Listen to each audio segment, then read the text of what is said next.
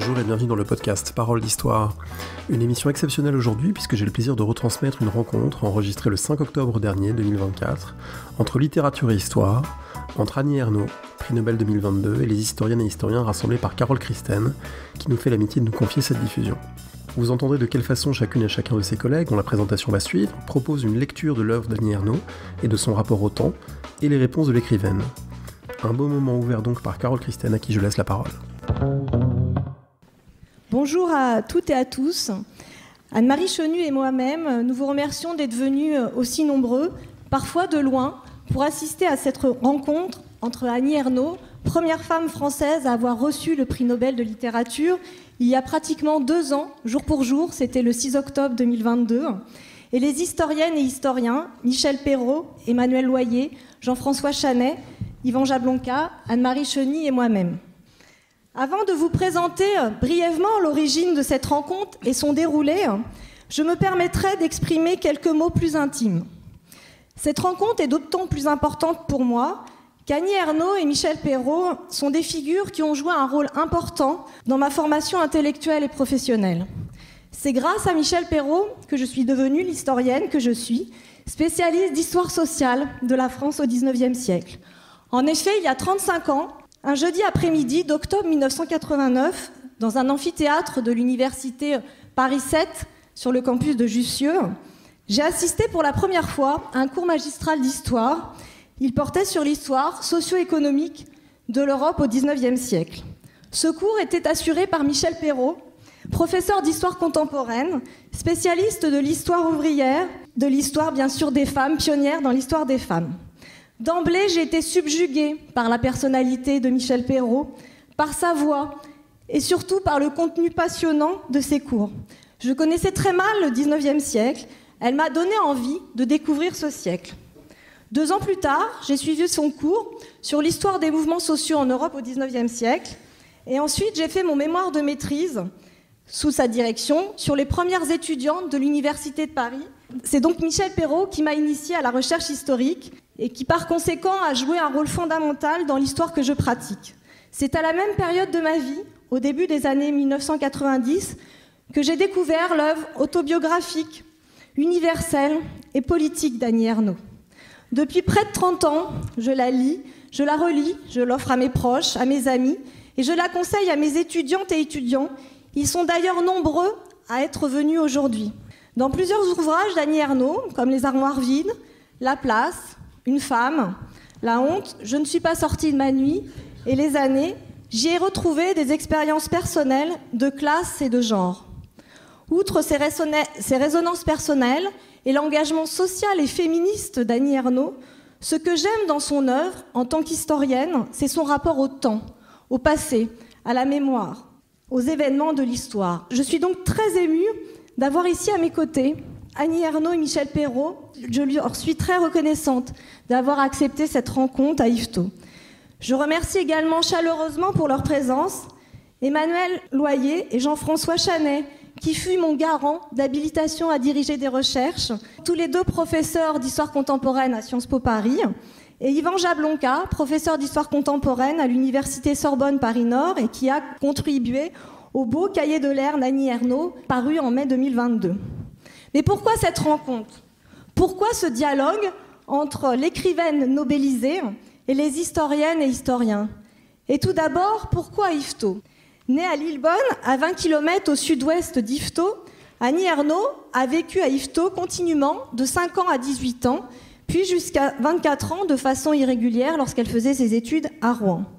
Yvetot occupe une place primordiale dans son œuvre, comme elle l'avait rappelé lors de sa venue ici il y a 10 ans, en octobre 2012, dans sa conférence qui a ensuite été publiée sous le titre « Retour à Yvetot ».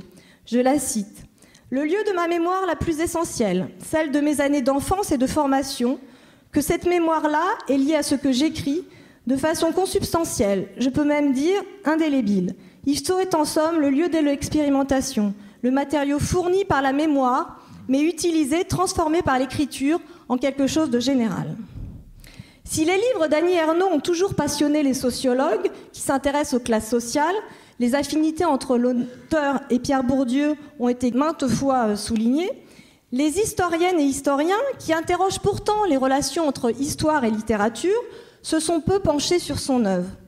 Le temps, le passé, la mémoire, un fait très important sur le moment, en sont pourtant la matrice. Ce que confirment certains de ses titres, l'événement, les années, mémoire de fille, et ce qu'elle écrit dans son journal intime. Je la cite, « Le soir tombe sur le XXe siècle.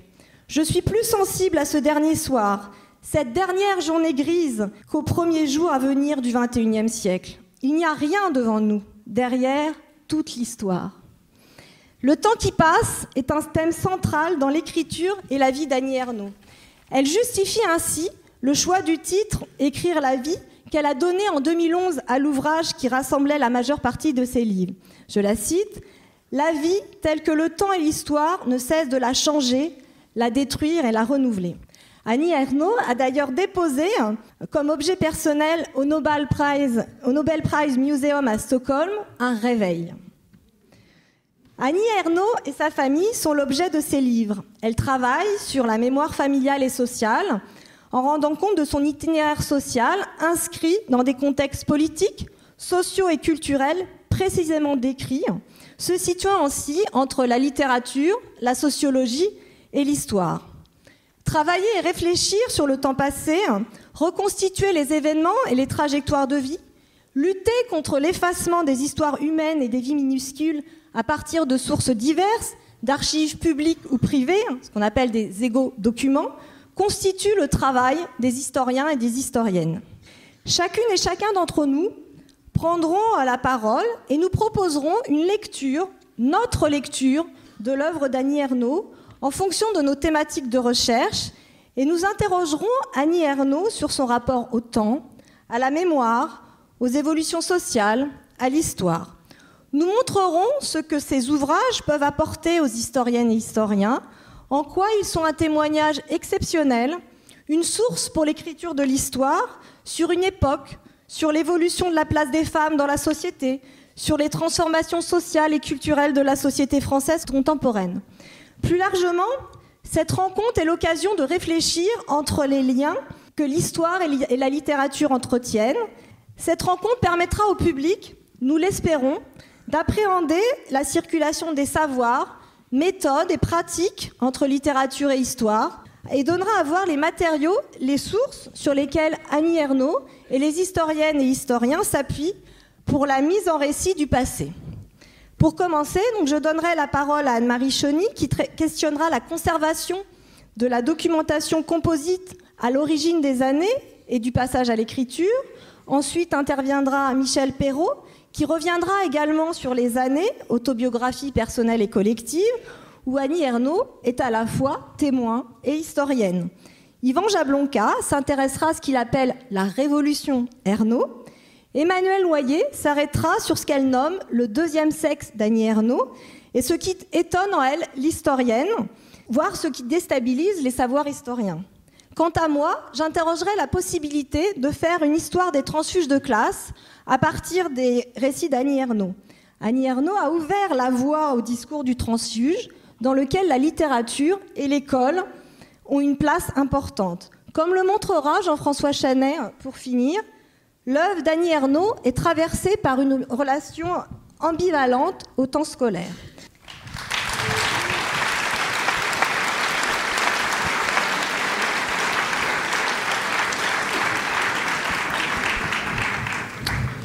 Chère Annie Ernaux, chers collègues, chers amis, cher public, c'est un immense honneur pour moi d'ouvrir ce temps d'échange et de discussion sur les liens entre littérature et histoire autour de l'œuvre d'Annie Ernaux. Donc, en 2008, Annie Ernaux, vous avez publié donc Les années. Dans cet ouvrage, vous écrivez que l'idée de proposer une sorte de destin de femme vous est venue la première fois en 1985.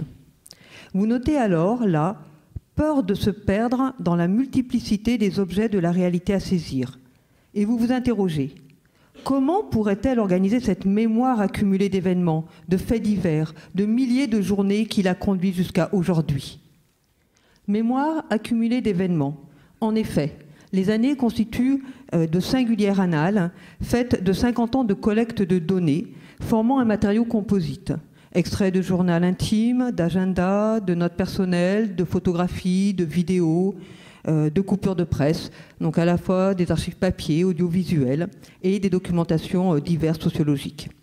Donc en 1985, le projet d'écriture sur une femme ayant vécu de 1940 à aujourd'hui est ainsi établi. Le matériel est là, s'accumulant au fil des années. Mais ce projet reste une intention. À l'état d'ébauche, notez-vous dans les années. Ce qui, à la fin des années 90, vous désole et vous culpabilise. Et même vous ravage, notez-vous au début des années 2000. Alors, comme l'a rappelé Carole Christen, l'historien accumule lui aussi des sources diverses, de l'archive publique à l'archive privée, un massif documentaire de notes, de références, de numérisation de manuscrits, de photos, du matériau à la fois sur papier, du matériel qui peut être aussi en format Word, JPEG, PDF. Il peut lui aussi ressentir le sentiment d'impuissance, de désolation, voire de culpabilité de ne pas arriver à dominer ce massif documentaire, de ne pas arriver à dépasser le stade du recueil de données pour celui de la nécessaire synthèse, qui demande d'accepter des manques, des connaissances partielles et en devenir, afin de produire un écrit qui ne peut être que le reflet d'une érudition à un moment donné. Alors, je ne suis pas historienne du XXe siècle, je suis historienne du XVIIe siècle. Aussi, mon interrogation ne va pas porter sur l'utilisation de votre œuvre dans mes recherches historiques, mais sur ce moment essentiel dans la fabrication du savoir. Comment passer de la conservation à l'écriture, de la collecte de sources à la compréhension des faits? Pensez-vous donc que l'écriture littéraire rend cette étape différente et singulière de l'écriture historienne? Alors, dans les années, j'ai retenu une expression que vous utilisez, qui est à la fois habituelle dans la pratique historienne de narration et tout à fait particulière pour qualifier la forme prise par votre livre. Vous affirmez « ce sera un récit glissant ». Durant cet échange, j'aimerais donc évoquer avec vous cette notion de récit glissant et plus généralement cette étape de mise en forme des années. Donc par quel procédé avez-vous pu dominer la documentation accumulée? Quelles procédures narratives construisent donc ce récit glissant? Merci pour cette question qui est quand même très compliquée. Je vous ai bien écouté.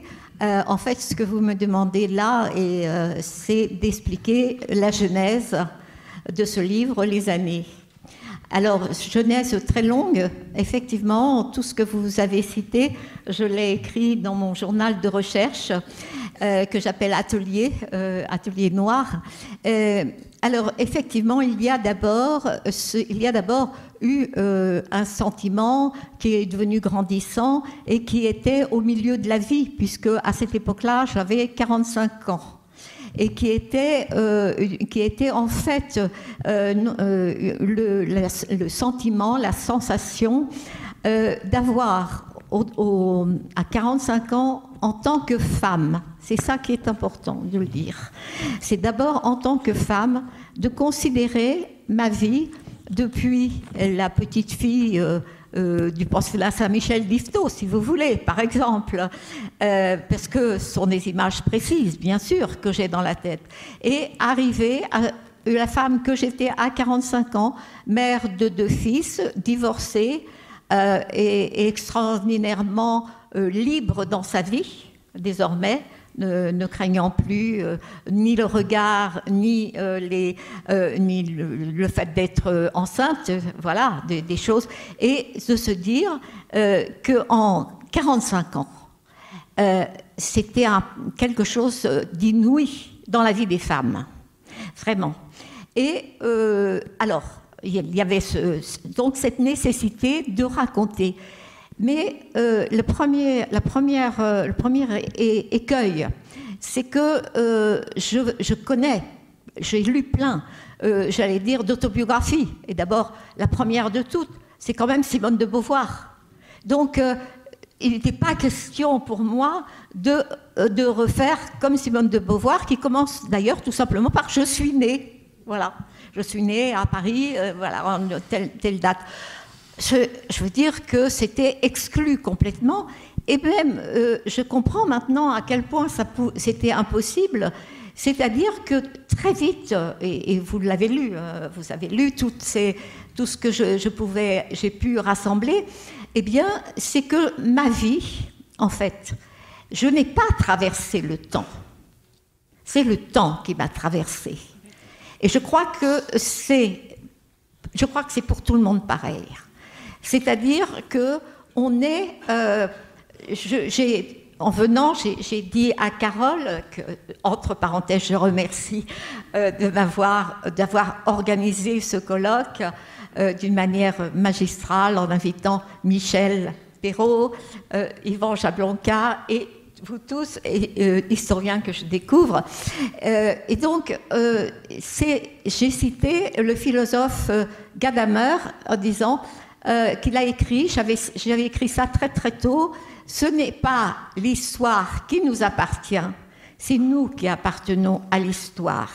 Et de cela, j'ai eu, me semble-t-il, ce sentiment, mais vous savez, il ne naît pas comme ça non plus.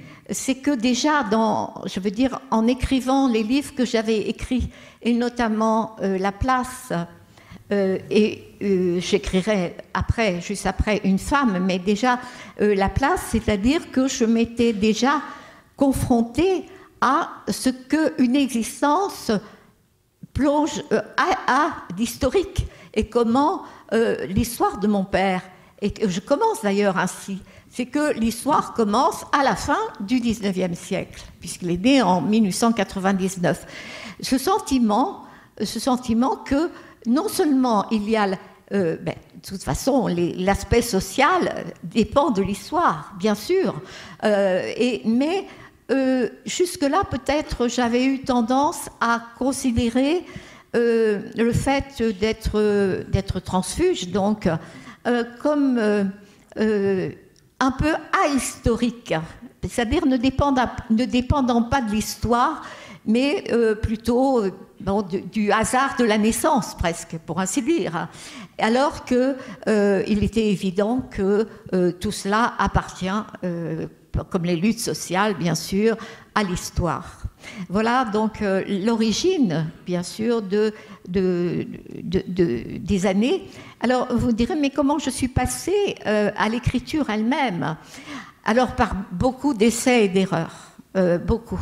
Il y a effectivement une version avec jeu, simplement.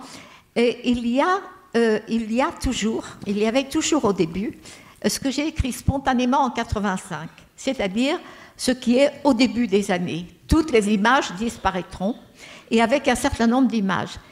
Et c'était ça. C'était cette idée de disparition. Et donc, en fait, à un moment donné, j'ai commencé à évoquer sans parler de moi, le temps d'avant, ce que j'appelle le temps d'avant, le temps qui précède notre naissance, non seulement notre naissance, mais notre conscience.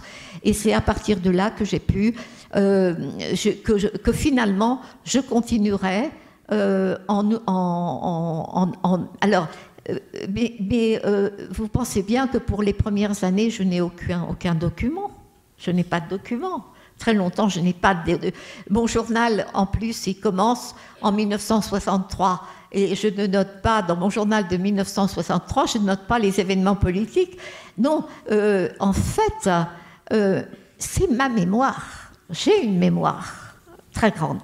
Une mémoire très grande de tout, en fait, de tout, soit des événements politiques, soit des objets, des chansons, des choses entendues aussi beaucoup, et c'est à partir de là surtout que j'ai travaillé. Je n'ai pas tellement de choses qui sont... J'ai pas collationné énormément de publicité, de choses comme ça. Ça viendra, oui, ça viendra dans une à partir du moment, peut-être, justement, à partir de 1985. Quand le projet est en route, que je garde des professions de foi, de politique, voilà, c'est à partir de là. J'espère ne pas avoir été trop longue pour répondre. Merci beaucoup. Merci.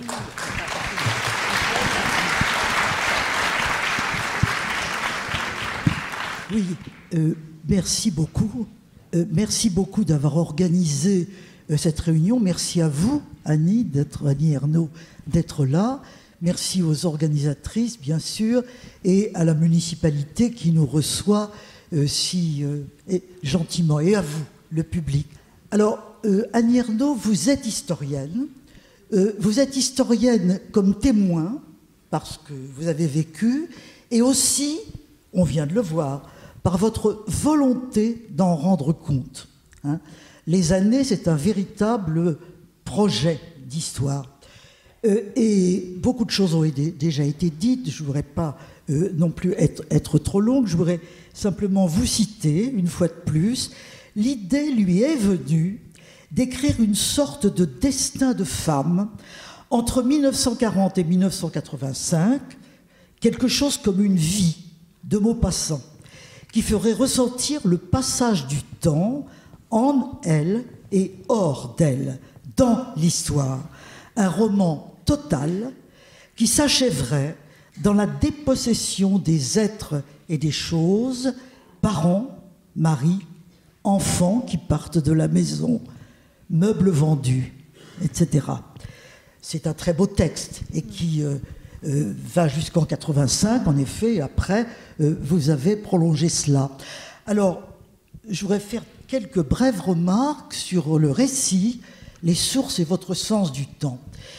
Sur le récit, vous nous donnez un récit d'une histoire collective, très politique.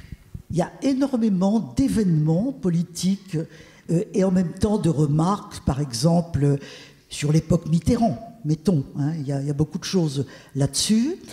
Et la question que j'aimerais vous poser, c'est que quand on a lu votre récit, il y a une espèce de contraste entre un sentiment pessimiste sur l'évolution des choses, hein, et finalement, en ce qui vous concerne, vous, une trajectoire plutôt optimiste. Et ça m'a fait penser à un dessin de Plantu dans Le Monde, il y a quelques années, qui montrait une foule manifestant, disant « c'est affreux, la catastrophe, etc. » Et entre deux copains, ils disaient « alors toi, ça va ?»« Oh oui, ça va très bien. » Alors, je me posais des questions à ce sujet. À ce sujet, c'est quand même quelque chose qui m'a frappé. Sur les sources, je voudrais vous poser des questions sur votre journal et sur les photos, votre usage des photos. Votre journal, vous venez d'en parler, ça a été quelque chose d'essentiel. Quand est-ce que vous avez commencé à le rédiger? Vous dites qu'il y a eu un moment très douloureux, c'est quand votre mère a brûlé. Pourquoi d'ailleurs? Pourquoi l'a-t-elle brûlé? Les années 57 à 65 de votre journal, quelque chose comme ça. Enfin, vous rectifierez si ce n'est pas bien. Donc, quels sont vos... C'est une immense question. Vos rapports avec votre journal, justement. Est-ce que c'est un confident? Est-ce que c'est un instrument de travail? Est-ce que c'est une manière d'entretenir cette mémoire dont vous dites qu'elle est longue, forte, hein? Et ça, mais ceci dit, de temps en temps, devant la mémoire, on a le sentiment que c'est fugitif et qu'on va oublier. Donc, bon, il y a beaucoup de choses à dire à cet égard. Sur les photos, alors je suis très frappée de votre usage des photos. Je dirais que ça me frappe d'autant plus que, pour ma part, je n'ai pas de photos. Voilà. Quand on me demande des photos, je n'en ai pas. Et vous en avez. Vous en avez, c'est formidable. Et notamment dans Écrire la vie, qui est votre quarto Gallimard, formidable, hein, je recommande à tout le monde. il y a non seulement des reprises de textes, mais il y a un préambule, et dans ce préambule, vous articulez justement le journal et les photos, au point que vous dites que vous avez choisi le journal en fonction des photos ou l'inverse, je ne sais plus. Mais il y a une espèce de conjugaison entre les deux. Alors, quand on a beaucoup de photos comme vous en avez, ça veut dire quand même qu'il y avait une pratique de la photographie dans votre famille, dans votre milieu, je ne sais quel mot employer. Pourriez-vous nous éclairer sur ce point, si toutefois on a le temps de le faire? C'est intéressant, c'est très intéressant de voir, et je remarque malgré tout le rôle de la famille. Hein. C'est souvent la famille, dans la famille qu'on prend des photos, une photo familiale, etc. Ça me paraît en soi quelque chose de tout à fait intéressant. Et puis, encore une fois, je ne vais vraiment pas être trop longue, en ce qui concerne votre sens du temps. Hein, alors là, c'est toute votre œuvre. D'abord, je pense, il me semble, qu'il y a un sens, j'allais dire, pathétique, nostalgique et sensible de l'oubli. Hein. Ces images s'évanouiraient toutes d'un seul coup, comme l'ont fait les millions d'images qui étaient derrière les fronts des grands-parents morts il y a un demi-siècle, des parents morts, eux aussi. Comme le désir sexuel, la mémoire ne s'arrête jamais. Hein. Et il y a des choses vraiment très belles. Et vous parlez quelque part de votre sensation palimpseste. Hein. C'est une très belle expression, mais peut-être pour le public, pourriez-vous, si on a le temps bien sûr, expliquer ce qu'est cette sensation palimpseste. Un temps d'une nature inconnue qui s'empare de sa conscience et aussi de son corps, un temps dans lequel le présent et le passé se superposent sans se confondre, où il lui semble réintégrer fugitivement toutes les formes de l'être qu'elle a été. Et vous dites que vous avez besoin de fonder sur une expérience réelle votre entreprise. Au passage, je ferai remarquer que vous employez le « on » et le « elle ». Le « on », c'est les gens, au fond, hein, et le « elle », c'est vous. Voilà. Bon, j'ai posé déjà beaucoup de questions. Je m'arrête. Voilà. Et je vous remercie pour toutes ces questions qui sont absolument essentielles, tout à fait. Alors, je vais passer d'abord dans l'ordre, le journal. Oui, c'était pour moi un crève-cœur que mon journal soit je ne sais pas, brûlé, enfin détruit, on va dire, par ma mère, pour les raisons que je connais moi. C'est-à-dire que il y a deux choses. Je l'ai laissé chez mes parents, chez mes parents, en quittant Yvetot et en suivant, en étant mariée. Et lorsque ma mère, je l'ai consultée encore en 68, où je suis venue chez ma mère, j'ai passé un mois je me souviens avoir commenté d'ailleurs ce journal dans mon journal de 68. Et puis elle est venue en 70 vivre avec nous en Haute-Savoie, et elle a apporté tout ce qu'elle pouvait apporter, qui était très sympathique, et même mes cahiers de classe, mes carnets de notes, etc. Et moi je cherche là-dedans, je cherche mon journal. Il n'y avait pas de journal. Elle ne l'avait pas apporté, et je ne lui ai pas posé la question, car je savais qu'elle l'avait très certainement détruit. Pour quelles raisons? Je les connais, c'est-à-dire que toute ma vie, surtout ma vie des dernières années, l'avait très certainement complètement dévastée, et qu'elle se disait, il vaut mieux que tout cela aille au feu. Voilà, c'est ainsi. Nous n'en avons jamais parlé. C'est évidemment une perte irréparable, parce que en écrivant effectivement les années, il me manquait des éléments je veux dire, sur ce que moi je pouvais penser, je veux dire, à 16 ans, 17 ans, et que j'avais quand même oublié, là. Donc, voilà, j'ai fait ça. Et pourquoi à quoi me sert mon journal que je tiens toujours? C'est simplement, c'est de garder la trace, des jours. Ce n'est pas original. C'est de garder ce temps. Et je n'attachais pas trop d'importance. C'était surtout, à un moment, le déversoir de mes problèmes. Ça l'a été longtemps.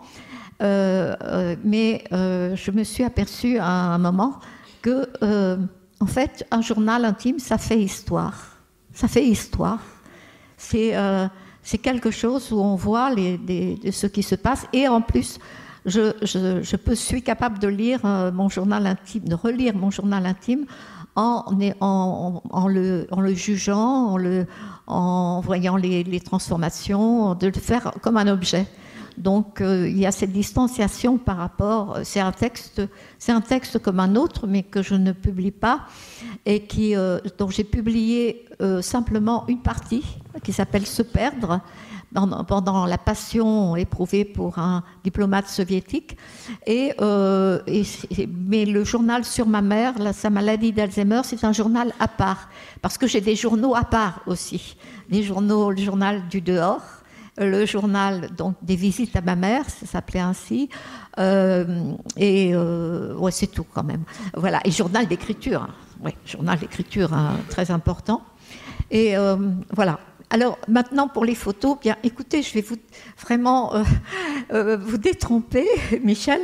Je n'ai pas beaucoup de photos. C'est-à-dire que je les utilise toutes, tout ce que j'ai, et pas plus. Voilà, donc pas plus que ces photos que j'ai utilisées dans le quarto, que je décris dans les années, et voilà, mais que j'ai donné pour mémoire de fille aussi. Mais je n'en ai pas davantage.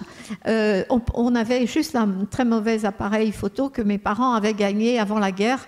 Dans une foire, à un stand, ils avaient gagné un appareil photo qui nous a servi longtemps et jusqu'aux années 50, un peu plus des années 50. Et ensuite, non, voilà, j'ai pas eu beaucoup de photos, mais c'est vrai que je les ai utilisées. Alors pourquoi dans les années le problème au début, quand je commence les années, bon, toutes les images disparaîtront, ça reste comme quelque chose d'un petit peu à part, que je ne sais pas où mettre, qui est un peu, voilà, toutes ces images, je ne sais pas, mais je continue toujours à alimenter. J'alimente d'exemples, d'images, aussi de choses entendues, lues. Et puis, il y a la photo de bébé.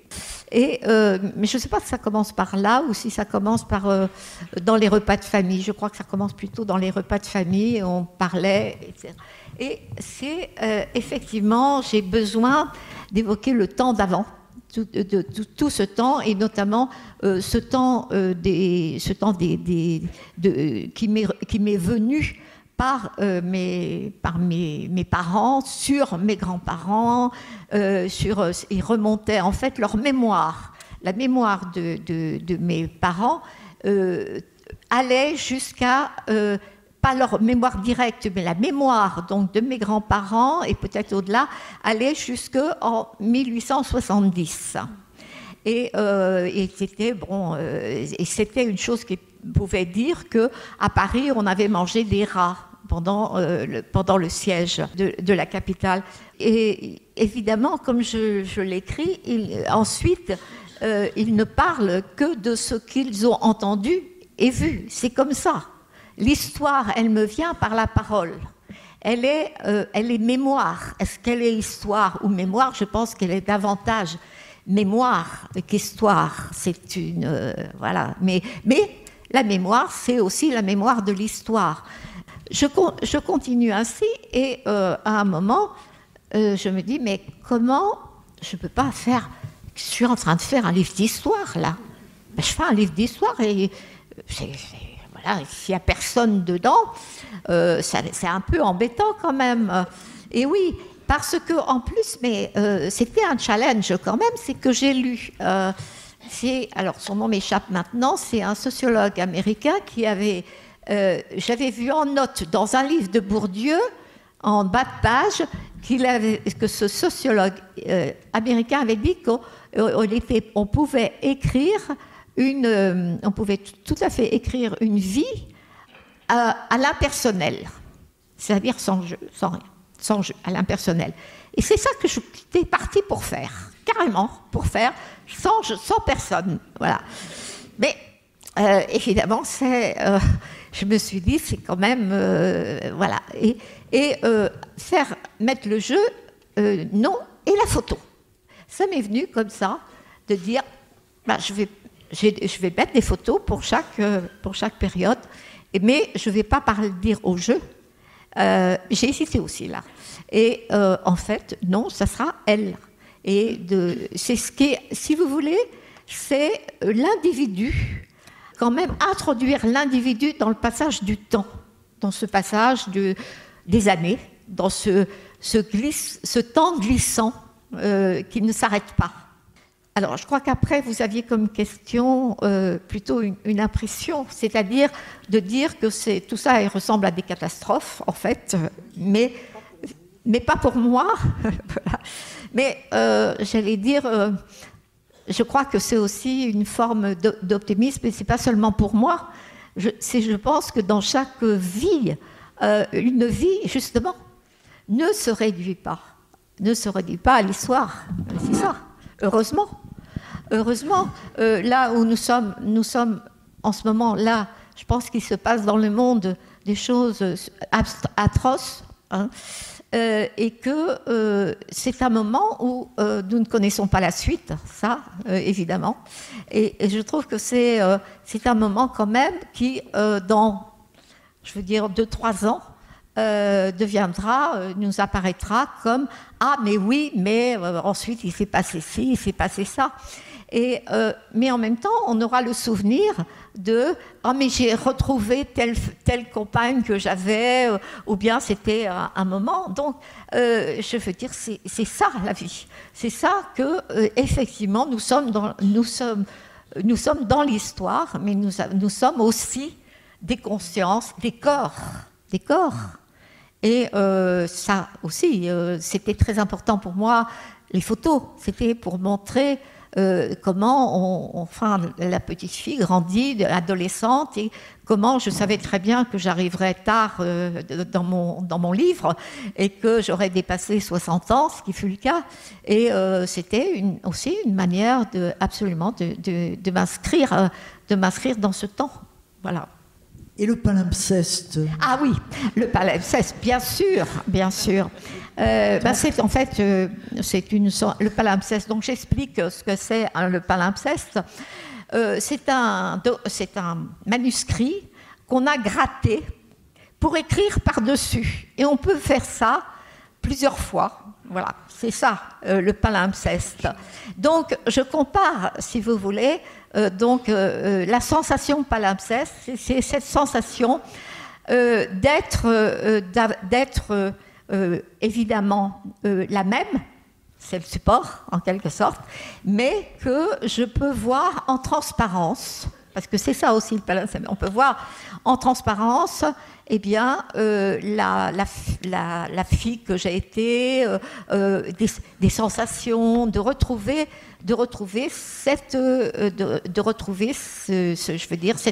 ce continu, cette chose qui est continuelle.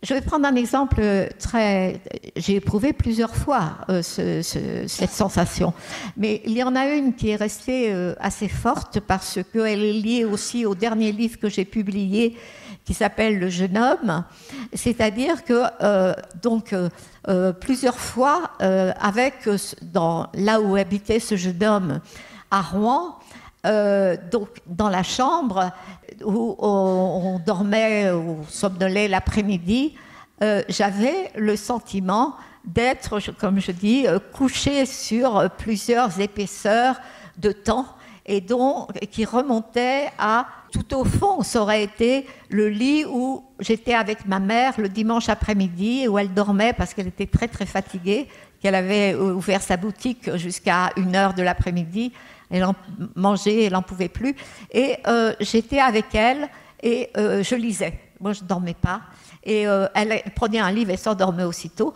mais si vous voulez, ça descendait jusque-là. C'est continuité, en quelque sorte, de l'individu, de choses qu'on peut ressentir, que tout le monde peut ressentir, je crois, mais que j'ai appelé donc la sensation palimpseste. Merci Annie Ernaux, merci beaucoup. Merci à vous. Infiniment.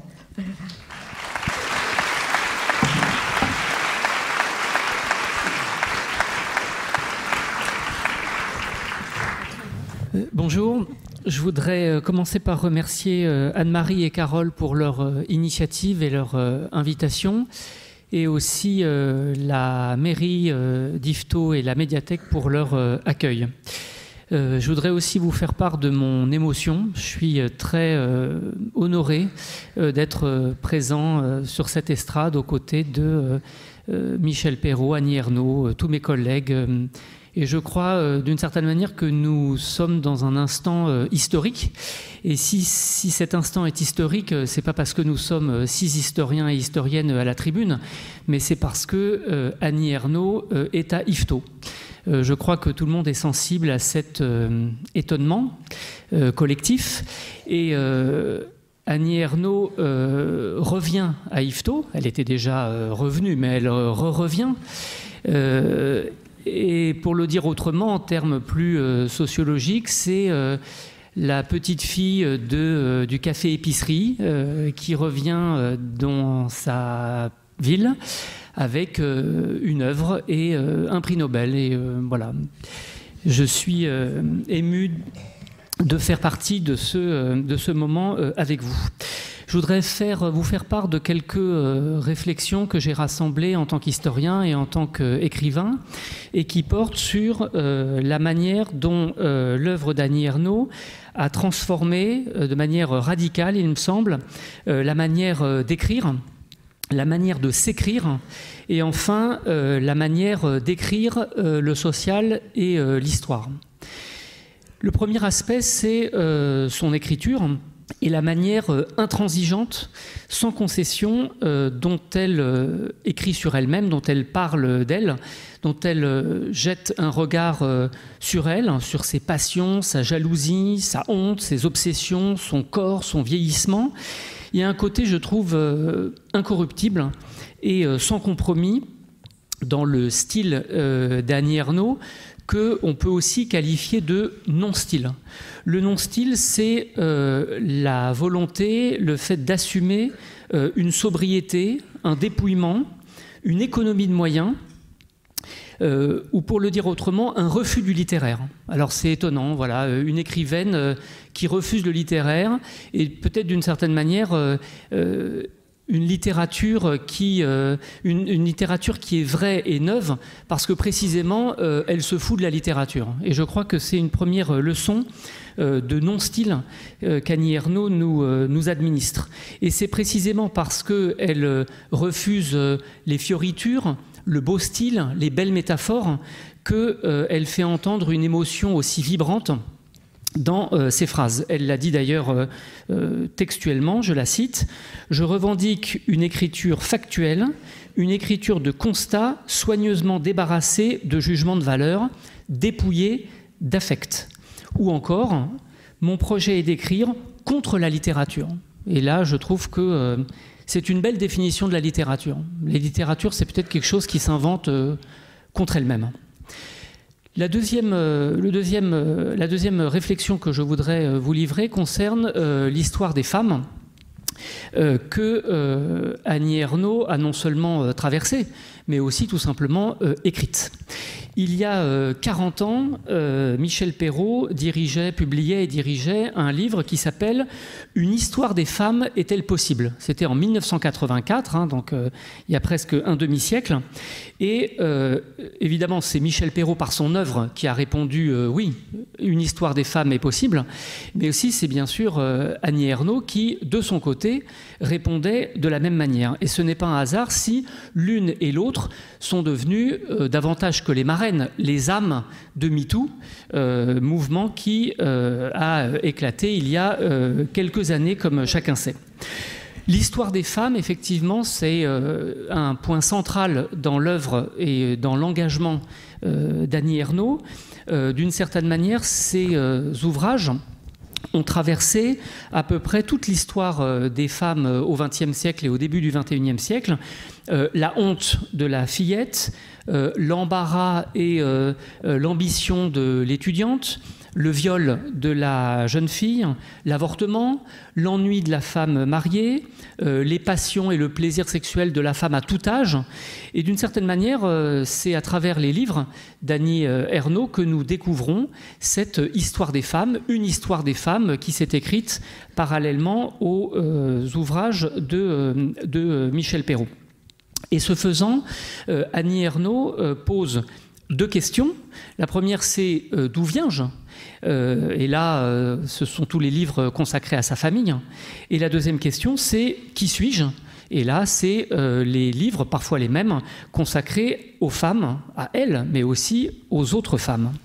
Donc, à travers ces livres, Annie Ernaux, je crois, a recherché la vérité d'elle-même, qui se trouve être la vérité de millions d'autres femmes de sa génération et de générations qui ont précédé sa naissance ou qui, au contraire, l'ont suivie.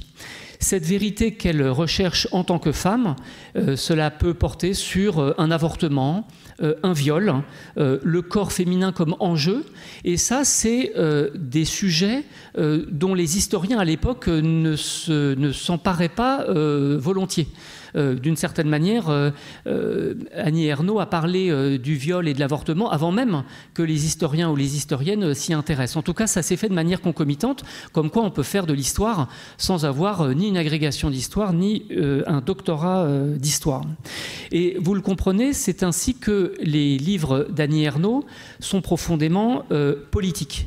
Ils sont profondément politiques parce qu'ils associent l'intime et le collectif, et il montre que ce qu'on prenait pour des faits insignifiants de notre vie privée, eh bien en fait c'était du collectif et des débats de société.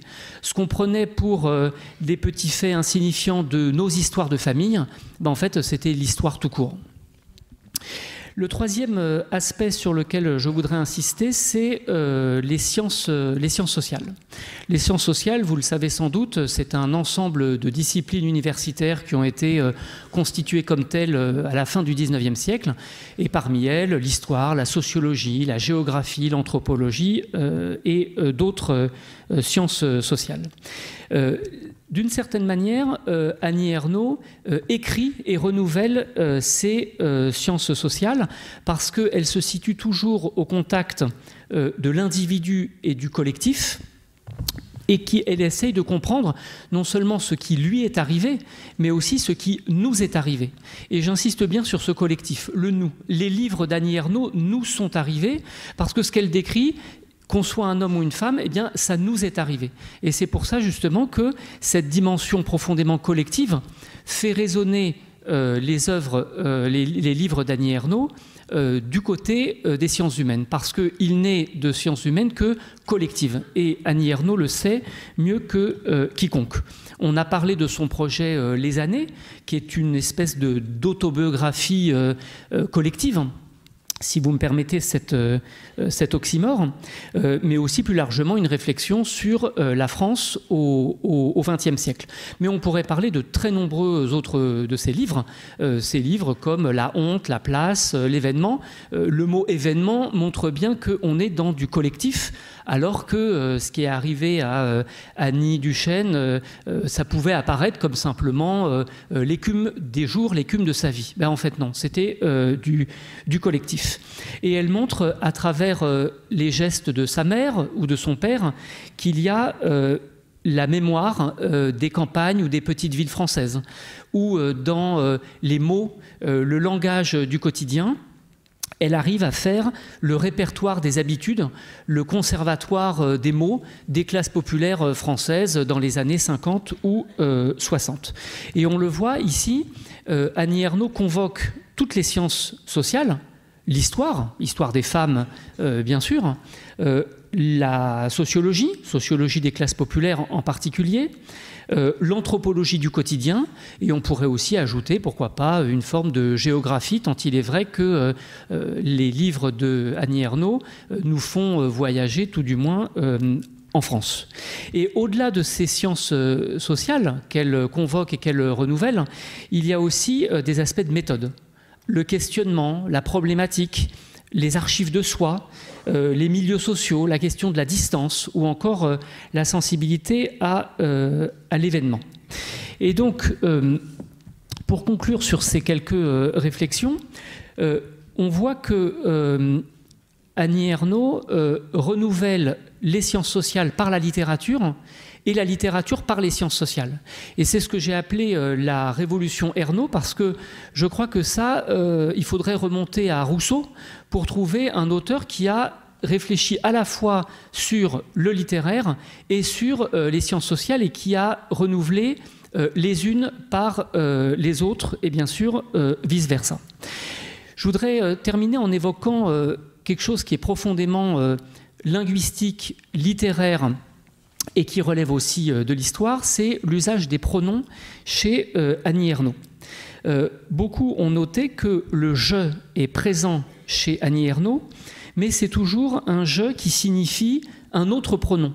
Elle, on, nous. Donc le « je » est là, mais c'est une manière de s'effacer et de transformer l'individuel en collectif. Dire « je » tout en restant anonyme, il y a là, vous le sentez, un paradoxe.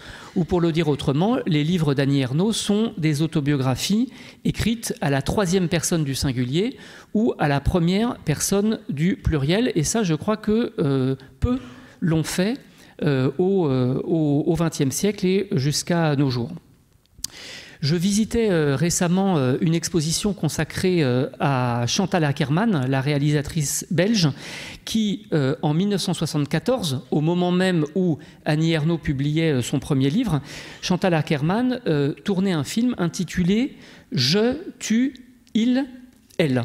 Et c'est l'histoire d'une jeune fille qui quitte sa ville natale, qui se réfugie dans une chambre et qui se lie d'amitié et d'amour avec un homme qui se trouve être un chauffeur routier. Bon, d'une certaine manière, ça fait écho à l'évidence avec ce qu'a vécu Annie Ernaux elle-même.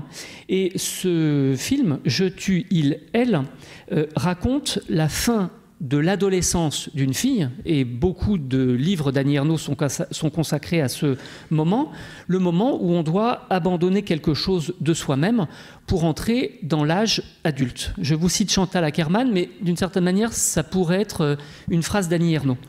Il y a un désespoir muet, mais proche du hurlement. En chacun de nous, il reste une résonance de ce hurlement que l'on a étouffé pour jouer le jeu de la société. Alors, c'est une citation que je voudrais soumettre à Annie Ernaux, la résonance d'un hurlement qu'on a dû étouffer pour faire le jeu de la société. Alors, ce sera ma première question.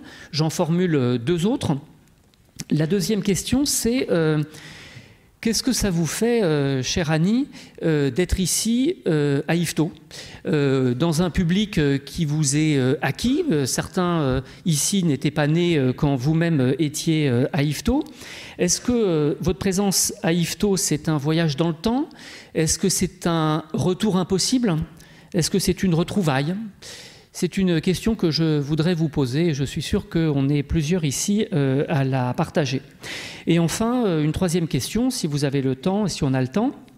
Est-ce que vous êtes d'accord avec mon idée, notre idée, que vous produisez du savoir? Est-ce que, à votre manière, vous êtes une historienne, une sociologue, même si vous n'avez pas les diplômes pour ça, mais ça n'a aucune importance, vous l'avez bien compris. Est-ce que vous produisez un savoir? Et si oui, lequel? Merci, chère Annie.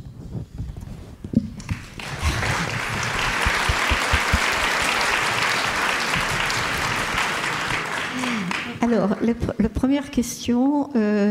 c'est ma surprise, la citation, ce hurlement. Et j'ai l'impression que si j'avais entendu cette phrase que vous avez prononcée, je ne sais pas, peut-être justement quand j'écrivais Les armoires vides, j'aurais dit « oh oui, c'est ça ». C'est ça, c'est-à-dire oui que l'écriture, donc c'est à la fin de... c'est le moyen de, je veux dire, une sorte de long hurlement venu de loin. Mais ensuite, je ne dirais pas cela, parce que, en quelque sorte, Les armoires vides, je me suis, comme souvent, un texte sorti comme celui-là, et qui, je veux dire, mais... Qui, quelque part, il était d'une nécessité que j'ignorais, parce que les nécessités s'ignorent souvent. Et lorsque je l'ai écrit, en fait, je pensais que je n'écrirais pas d'autres livres, mais il m'a fallu du temps pour penser autrement. C'est un livre qui voulait tout embrasser, en quelque sorte, absolument tout. Et alors que, en fait, je vais dénouer chacune des lignes, presque, des armoires vides, dans d'autres livres. C'est un travail que les littéraires n'ont pas encore fait sur mon livre. Voilà. Bon, mais c'est... Voilà. Et puis, alors, la deuxième question, c'était sur quoi, déjà? Pour? Ah, Yvetot! Tiens, pourquoi je l'ai oublié?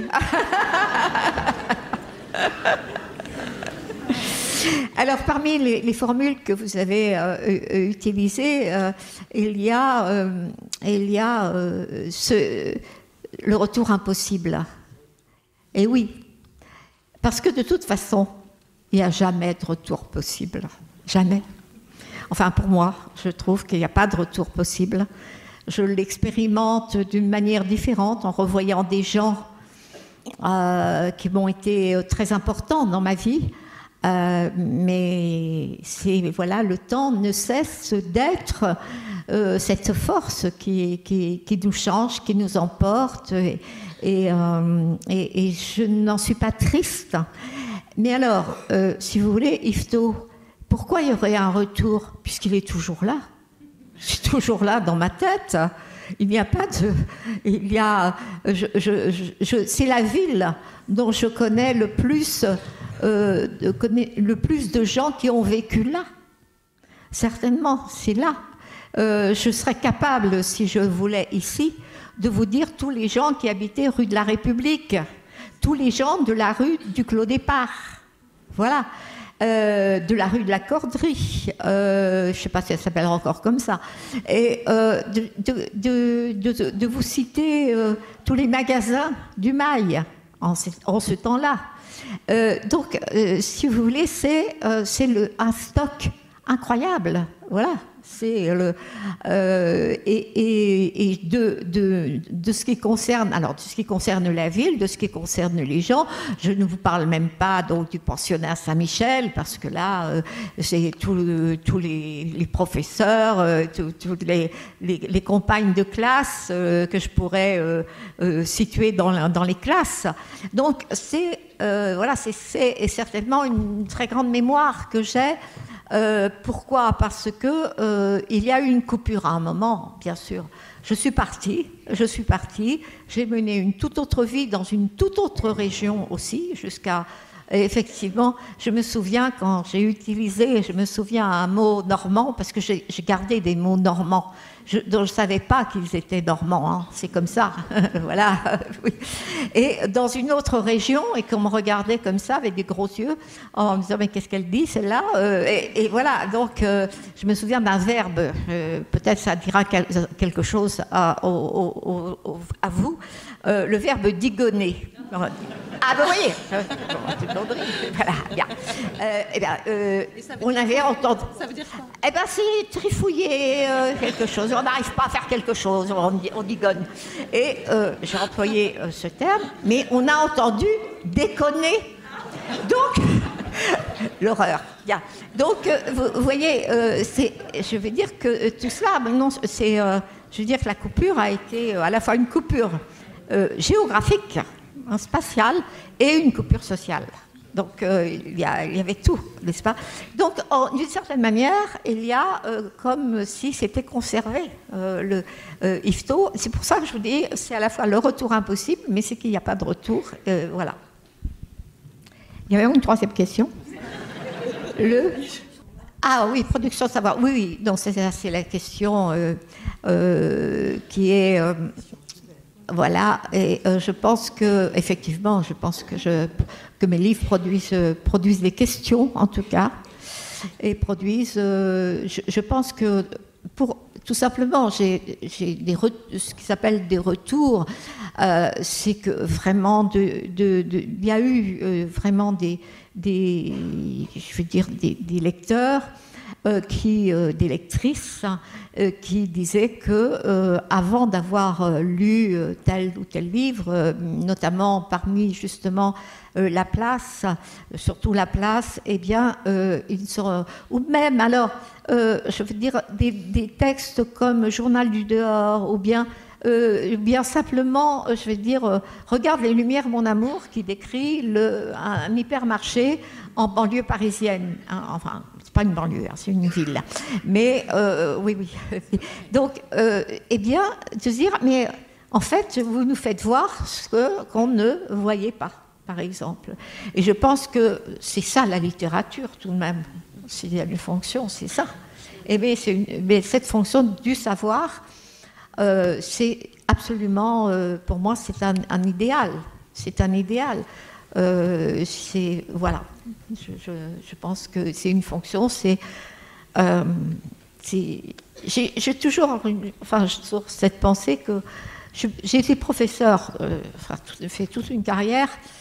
Il me reste, je ne sais pas ce que j'ai produit comme professeur, j'en sais rien. Je ne sais pas.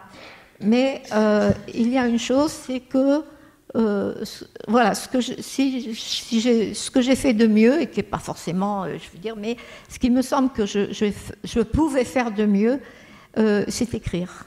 Voilà, c'est ça. Et ce dont je souffre le plus, c'est quand je ne peux pas me livrer autant que je veux, prendre autant de temps que je veux pour ce qui me paraît, je veux dire, un devoir. Oui, on peut dire ça. C'est ça. J'employais souvent un terme qui était le mot mandat. Il semble que j'ai reçu un mandat de qui? Je sais. Voilà.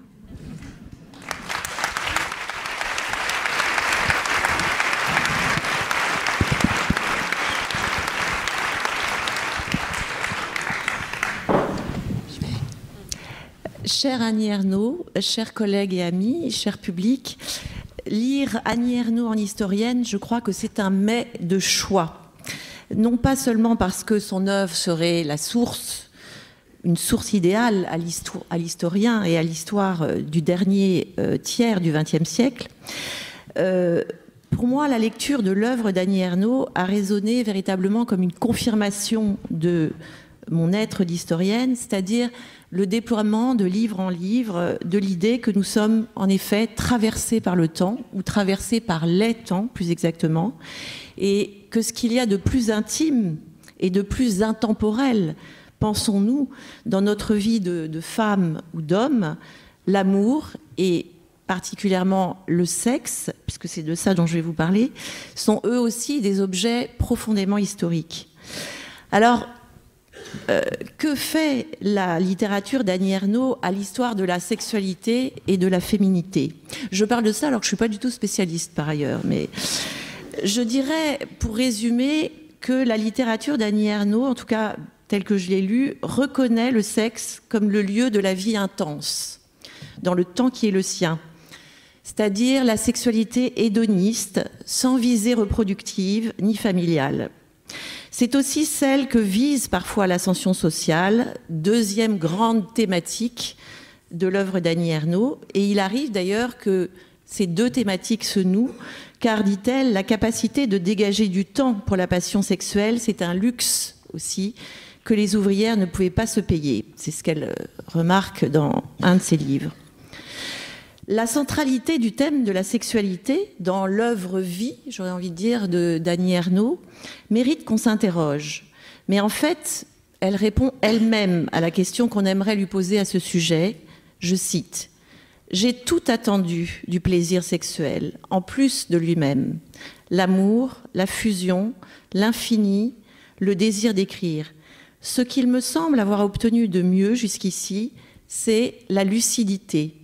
Une espèce de vision simple et désentimentalisée du monde. » Fin de citation.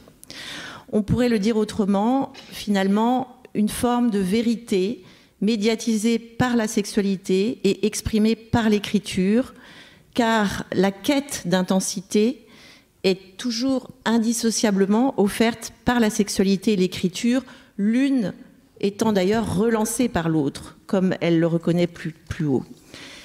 Et donc, si le être vrai, dire la vérité, c'est pourquoi il n'est pas si étonnant de lire cette phrase qui pourrait paraître étonnante, au contraire, où la vérité historique, j'aurais envie de dire, consiste à dire, je cite, « Ma vie se situe donc entre la méthode Ogino et le préservatif à 1 franc dans les distributeurs. » Se situer historiquement pour une vie de femme, c'est se définir par un moyen de contraception. Cette affirmation, tout en relevant un peu de la provocation, est en même temps très honnête. En effet, la vie d'Annie Ernaux recoupe, mais imparfaitement, ce moment historique qu'on pourrait appeler celui de la sexualité hédoniste dont j'ai parlé un peu plus tôt, ce que j'appelle la quête de la vie intense, entre l'acquisition de la contraception à la fin des années 60, mais c'est imparfait comme recoupement, et l'arrivée du sida dans les années 80. D'une certaine manière, je dirais que c'est une requalification sur le mode sexuel de la deuxième moitié de ce que parfois nous, les historiens, ou même tout le monde, appelons les 30 glorieuses. Même si, bien sûr, d'autres choses situent historiquement une vie de femme, et d'abord le rapport au temps lui-même, les chansons, très importants, les objets, les photos, les vêtements. Il n'empêche que l'économie morale de la sexualité est l'essentiel et que celle-ci passe par le type de contraception utilisée. Pour une femme française du 2e, 20e siècle, c'est ça qui compterait. Plus peut-être que les carnets de chèques, la carte bleue, peut-être même plus que le droit de vote acquis en 1945. Point d'interrogation. Car la véritable histoire des femmes, semble-t-il, ne se saisit de façon privilégiée ni dans l'histoire du féminisme, qui n'est pas présent dans l'œuvre d'Annie Ernaux, je dirais, ni dans l'histoire politique événementielle, même si elle apparaît, mais elle est aussi, enfin, elle apparaît et elle disparaît, l'histoire, avec un grand H, ou une grande H, puisqu'elle est aussi dissoute, parfois, par la passion, la jalousie. Mais dans une histoire, je dirais, notamment contraceptionnelle, des conditions de la vie sexuelle intense. Ça, c'est le premier point, la première chose qui m'a frappée en lisant Annie Ernaux. Mon deuxième point consiste à apercevoir dans l'œuvre d'Annie Ernaux une autre temporalité que celle que je viens d'énoncer, une couche plus profonde qui ressurgit à certains moments clés de la vie d'une femme. Son corps de femme est traversé par les temps, comme il serait traversé par les hommes. Mémoire de fille, qui est publié en 2016, est remarquable de ce point de vue. Le livre raconte, plus encore que l'initiation sexuelle, cette immensité du désir qui l'isole de tout à l'époque et qui l'isole aussi de l'histoire avec un grand H. Et elle raconte sans vergogne l'ébriété communautaire de l'adolescence, l'envie de faire groupe, la mixité nouvelle aussi à la fin des années 50, dont elle cherche maladroitement le langage adéquat. On se titille avec les garçons, on se dit des choses, mais on ne sait pas trop quoi. Et enfin, l'amour fou du sexe masculin, malgré le récit d'une initiation brutale et douloureuse à la sexualité. On note ici l'absence totale de honte, d'autant plus remarquable qu'elle a au contraire thématisé la honte sociale, mais de honte sexuelle jamais, alors même qu'elle met en scène un côté un peu masochiste qu'elle observe chez elle. Ce qu'on pourrait appeler la dimension oblative de la féminité, c'est-à-dire aller déposer une part de soi-même au pied du mâle, jouir, enfin du mâle M-A-L-E, M-A, chapeau L-E évidemment, jouir d'un sacrifice de soi. Cet aspect, qui a d'ailleurs, j'ai pu le vérifier, avait été observé par Simone de Beauvoir dans le Deuxième sexe, dans le chapitre sur l'initiation sexuelle, et identifié également par la psychanalyse comme une composante du chemin vers la féminité. Une vision pas très féministe pour le coup, qui reconnaît une part nécessaire d'abandon, ou pas nécessairement, en tout cas féministe, qui reconnaît une part nécessaire d'abandon dans la volupté féminine, abandon s'empresse d'ajouter aussi bien les psychanalystes que Simone de Beauvoir, qui ne signifie pas du tout passivité, bien au contraire. Entre Dieu créa la femme et l'apparition phosphorescente de Bardot et le film Vanda de Barbara Loden, 15 ans plus tard, le récit cherche un modèle de féminité entre l'éclat assumé d'un corps sensuel et la déroute féminine. Et je crois qu'Annie Ernaux veut les deux.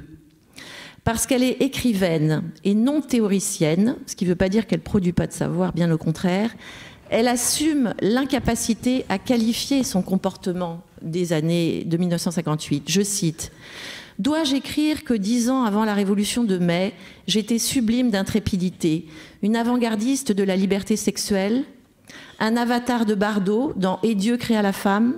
Fin de citation. Dévergondée, avant-gardiste, point d'interrogation, traditionnaliste, point d'interrogation, elle ne se presse pas de conclure. La narration de la défloration dans la nuit du 17 au 18 août 1958 est étonnante. Elle n'est jamais qualifiée de viol, ce qu'elle est en un certain sens selon les catégories d'aujourd'hui. Le récit décrit avec précision le trouble entraîné par la relation de désir réciproque qui entame les identités de l'un et de l'autre. Elle se sent responsable du désir qu'elle provoque et elle s'en réjouit comme une puissance. Je cite « Je ne sais pas à quel moment elle non pas se résigne mais consent à perdre sa virginité, veut la perdre, elle collabore. » Fin de citation. Elle insiste en historienne, pour le coup, sur l'obsession d'alors perdre sa virginité comme rite de passage à l'âge adulte, accession à un univers désiré. Elle s'interroge là aussi en historienne sur les sources de ce modèle de représentation. Je cite « C'est dans des romans devenus illisibles, des feuilletons féminins des années 50, non chez Colette ou chez Françoise Sagan, qu'on peut approcher le caractère immense, la portée démesurée de la perte de la virginité. » Fin de citation. Ce que je trouve remarquable dans ce livre, c'est la vérité proprement historienne, cette vérité dont elle parle désentimentalisée, l'effort mental consenti pour se défaire des catégories de notre temps et pour essayer d'embrasser ce que Lucien Febvre appelait l'outillage mental, c'est-à-dire essayer de finalement comprendre la jeune fille qu'elle était à ce moment-là. En même temps, il me semble qu'Annie Ernaux peut-être se trompe lorsqu'elle oppose le regard de 1958 et celui d'aujourd'hui. Le regard d'aujourd'hui n'est pas celui qu'elle pense, c'est-à-dire celui d'une libération totale où rien de sexuel n'est condamnable. Ce n'est que la moitié de la vérité. Aujourd'hui, son initiation serait certainement vue comme un viol, pas juridiquement mais moralement.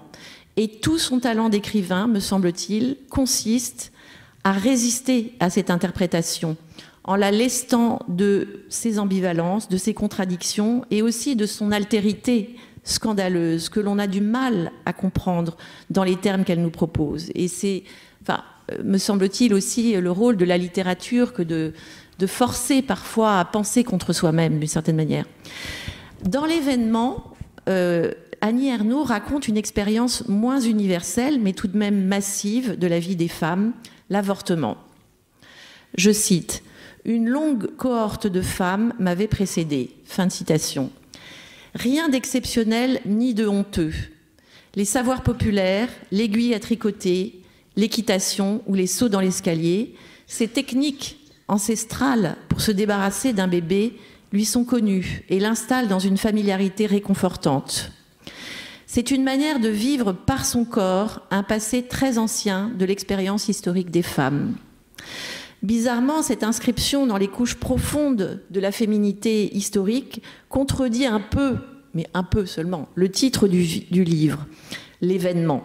Avorter n'est pas un événement, ou l'est pour la personne, évidemment, mais une pratique dangereusement banale et banalement dangereuse de la vie des femmes, qui restent souvent seules à gérer, entre guillemets, c'est affreux comme terme, le rapport sexuel heureux ou pas.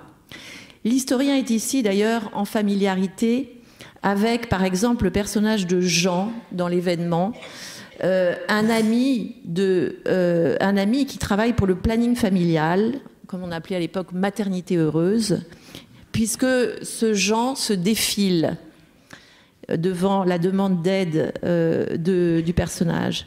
Il n'y a pas de solution de continuité dans les deux combats du féminisme du deuxième XXe siècle, la maternité désirée et donc la contraception dans les années 50 et 60 et la lutte pour la légalisation de l'avortement dans les années 70. Alors, pour conclure, on m'a demandé, comme tout le monde, de poser des questions, etc. Bon. Et alors, la veille de son avortement, la narratrice... Bon, mais c'est pas des grandes questions là que je vais poser. La veille de son avortement, la narratrice de l'événement va voir un film intitulé Mein Kampf. On ne saura rien de plus sur ce film et j'avoue que je n'ai pas fait de recherche pour savoir de quoi il s'agit. En fait, ça m'intrigue quand même, mais enfin bon. Peu importe, car ce qui compte ici, et ça m'a beaucoup touchée, c'est ce que j'appellerais l'usage thérapeutique de l'histoire. Je cite: « La souffrance que j'allais m'infliger n'était rien auprès de celle subie dans les camps d'extermination. J'en tirais du courage et de la détermination. » Il y a là une forme de relativisation des épreuves de la vie personnelle par le rappel, même un peu hystérique, on peut trouver, mais après tout, des catastrophes. Et la seconde manière de faire quelque chose avec l'histoire et de se soigner d'une certaine manière, c'est, je cite à nouveau, toujours dans l'événement, savoir aussi que je m'apprêtais à faire ce que quantité d'autres avaient déjà fait me soutenait. Fin de citation.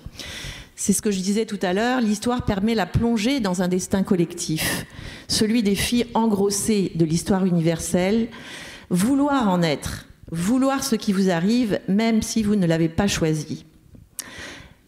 Alors, ma première question, c'est: pratiquez-vous souvent ce que j'appellerais l'histoire-thérapie, comme ça, dans sa version relativisante ou dans sa version immersive? Oui. Après, j'ai une autre question. Hein. Oui, et justement, je m'aperçois en vous écoutant que ce qui a provoqué, je dois bien le dire, un tollé à l'époque, c'est-à-dire que j'ai dit que j'étais allée voir... Alors, Mein Kampf, c'est un film qui... Je ne l'ai jamais revu, sa figure, je me souviens très très bien qu'il s'agit donc des camps, ou de l'histoire des exactions précédant la guerre 40 et la déportation des Juifs. Je ne sais pas, mais donc ce film effectivement m'a été épouvantable. Et évidemment, je suis partie au milieu, voilà, parce que j'avais des douleurs. Et donc, c'est vrai que je me souviens d'avoir d'avoir fait une sorte, pas une sorte de comparaison, mais il y avait comme un lien entre les deux, c'est ça. Et donc, quand j'ai écrit cela. Donc, ce qui avait provoqué, quand le livre est sorti, un tollé, parce que c'est que j'avais sous-entendu que la Shoah pouvait être comparée à quelque chose, que c'est quelque chose qui est incomparable. Donc il y a eu des articles venimeux dans les journaux. Moi, je tombais des nues en quelque sorte, parce que c'est une sorte d'attitude que j'ai effectivement. Je donnerai un autre exemple qui n'est pas dans l'événement, mais lorsque j'ai été atteinte d'un cancer du sein, j'ai fait appel à, j'allais dire un destin commun, de quelque chose. Et alors, on peut juger philosophiquement toute cette attitude en disant que où est le libre arbitre, où est la conscience individuelle. Mais si vous voulez, mon problème n'est pas de dire comment il faut penser. Mais comme vous l'avez bien dit, effectivement, il y a une différence entre ce que je défends à travers MeToo et mon engagement féministe, j'allais dire public, et Mémoire de fille. C'est-à-dire que ce livre, effectivement, excède, je veux dire, toute... c'est simplement, mon désir, c'est de me remettre dans cette époque, de revoir le cheminement qui fait, pourquoi consentir, etc. Mais il y a effectivement ce que vous avez bien rappelé, c'est que historiquement, donc ce que vivent les femmes, mais aussi comment elles jugent. Tout cela appartient à l'histoire. C'est-à-dire que la virginité, en 1958, la virginité est une valeur féminine, une valeur de la société. Et que tout le souci, c'est alors à la fois c'est le grand événement, c'est perdre sa virginité. Et je veux dire, c'est devenu tellement rien, je veux dire, c'est un contraste inouï. Et quand j'écris, je me dis, mais comment faire passer ça?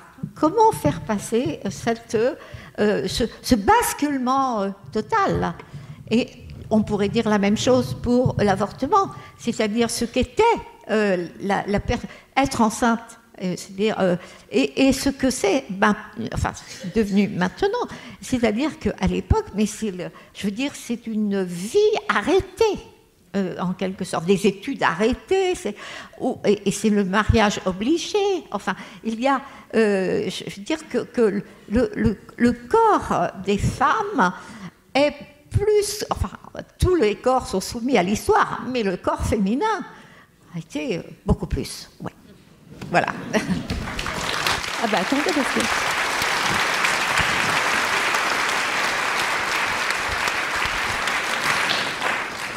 Excusez-moi, j'avais juste encore une petite question. Eh bien, est-ce que finalement, est-ce que vous êtes content de la période qu'il vous a été donnée de vivre en tant que femme, ou est-ce que vous auriez aimé vivre à un autre moment? Alors, une chose, je ne regrette jamais rien. Voilà. Non, je pense que ça ne sert à rien de regretter, mais je pense que ce que j'ai vécu a vraiment à cheval sur des périodes, hein, vraiment. Hein. Comme vous, je suppose. Voilà. Nous avons traversé une période unique, très certainement, hein, en tant que femme. Et de cela, je le prends tout entier, avec y compris ce que j'ai pu subir. Voilà, il n'y a rien à regretter, si vous voulez, d'une certaine façon. Non, je ne regrette pas. Voilà.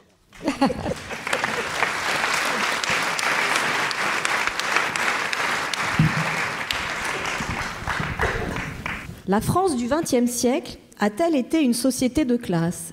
Tel était l'intitulé d'un sujet que des collègues et moi avions posé il y a une douzaine d'années en devoir sur table à des étudiantes et étudiants de deuxième année à Sciences Po dans le cadre d'un cours d'histoire intitulé « Genèse de la société française contemporaine ».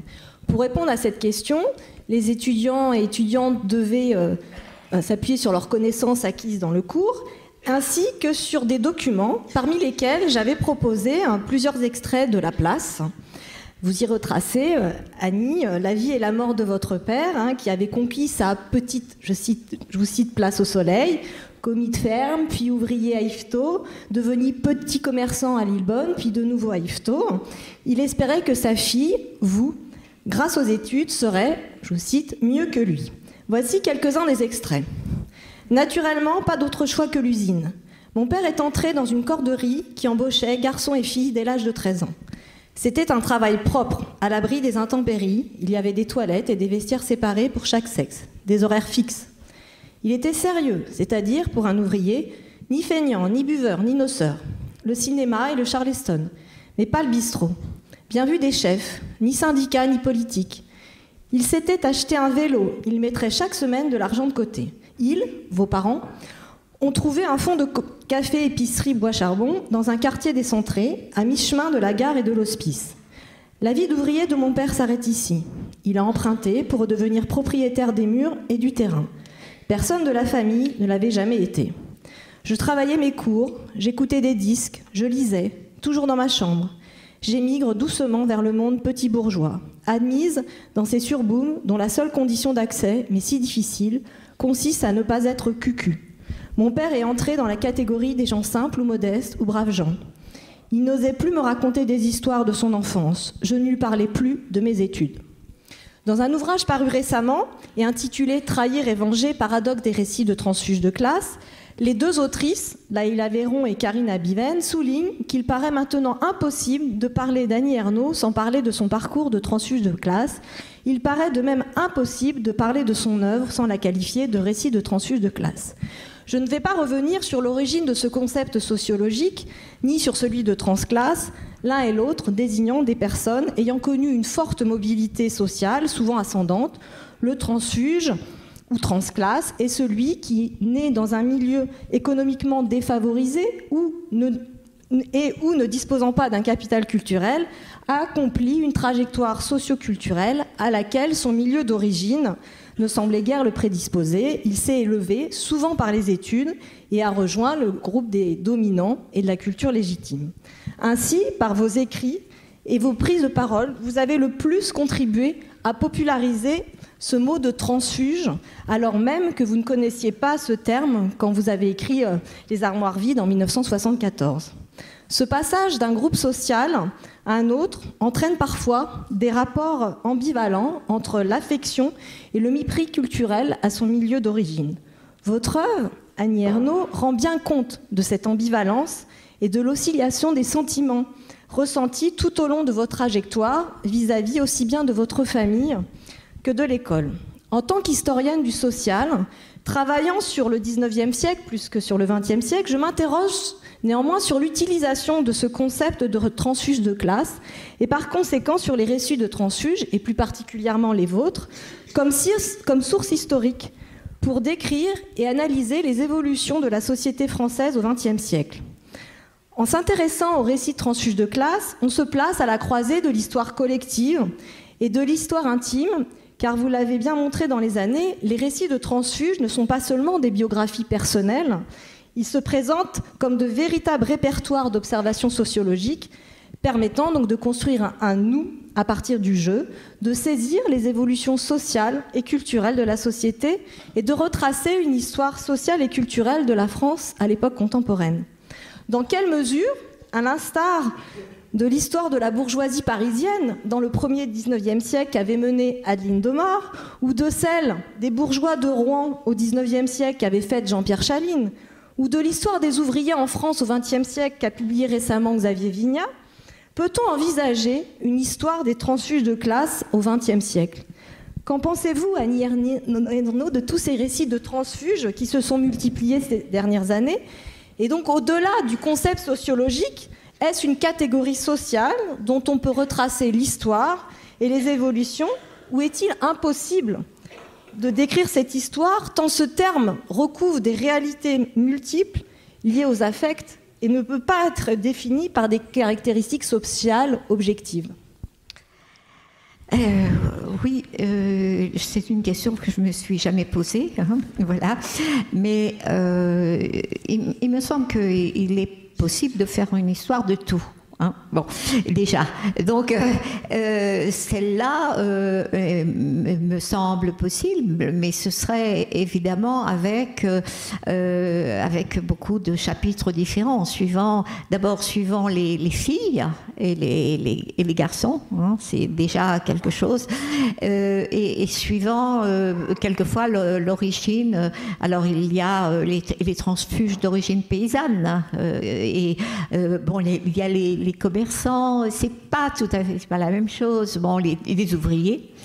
Alors, le transfuge quand même se définit le plus tout de même par transfuge culturel, hein, parce que jamais on ne dit d'un fils d'instituteur qu'il est transfuge. Ah, jamais, ça, voilà. Donc, et il ne l'est pas. Par définition, voilà. C'est pas uniquement donc les moyens, c'est pas l'argent et voilà. De même qu'on dira pas d'un aristocrate désargenté qui n'a plus rien que ses enfants sont des transfuges, pas du tout. Bon, donc il y a une histoire effectivement, je crois, à faire. Alors, mais il y en avait avant. Des transfuges, oui, je ne sais pas, mais je suis en train de chercher dans les romans dans quelle mesure est-ce que, par exemple, c'est tout de même le père de Jean Giono, il est cordonnier. Qu'est-ce qu'on va dire, voilà. Donc, mais brusquement, le projecteur s'est fait sur peut-être à partir de ce que j'ai écrit. Effectivement, ça a été je sais que la place a été un détonateur, enfin quelque chose qui a marqué. Est-ce que ça se poursuit? Est-ce que c'est seulement le gros est passé d'une certaine manière et qu'il n'y aurait plus de transfuge? Je ne le crois pas. Je dirais que je ne le crois pas parce que j'ai reçu des lettres de garçons, de filles, et qui ont été dans ce cas, ils sont toujours. Et il y a tous ceux qui sont nés, de parents qui étaient qui sont issus de l'immigration et qui, là, il y a de la même façon, mais d'une manière différente. Donc, il n'y a pas de nom pour transfuge, je ne sais pas comment on peut dire, voilà, et donc c'est un phénomène qui, à mon avis, est destiné à perdurer, oui, et qu'on peut faire une histoire. Alors, je ne sais pas votre opinion. Oui.